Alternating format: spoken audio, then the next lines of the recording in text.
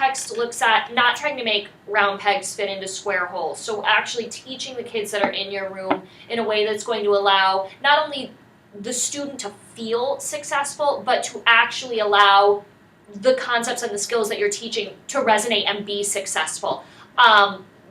Both of these texts really demand of teachers that we quit playing school. Anyway, both highly recommended.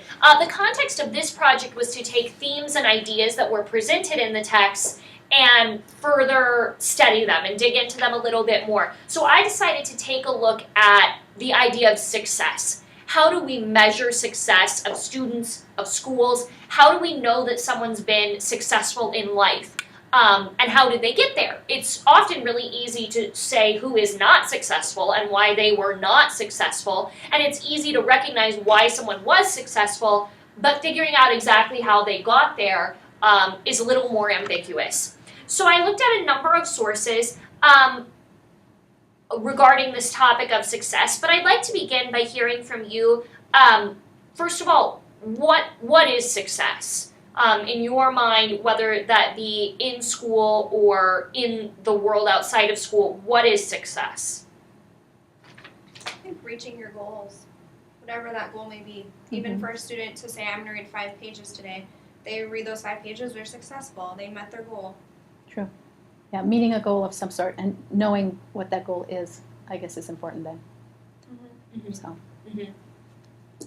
Michelle, what are your thoughts? What's success? I think if you're happy with yourself. There's a great John Lennon quote where he says, you know, his mother always used to say she wanted him to be happy when he grew up, and then when he went to school, they said, what do you want to be when you grow up? And he said, happy, and they said, no, you don't understand the question. And he said, oh yes, I do. I want to be happy. And you know, that doesn't work for the 1st and 2nd grade lessons where they want you to say firefighter, but he just kept saying, I want to be happy, I want to be happy. And I think that's a great point. So often we really push aspects of success that don't necessarily add up to happiness or joy. So that's an interesting point and something that came up repeatedly in what I was reading. How do we measure success in our schools? Grades. Yeah, I think that's the biggest one. Grades, which includes behavior. Yeah. And it's so interesting because how many kids have we seen be successful with things that can't be graded or shouldn't be graded? Mm-hmm. Or even kids who maybe failed an assignment, but the learning that they did from that failure is going to change their life for the better, but we still say, you got an F, you failed.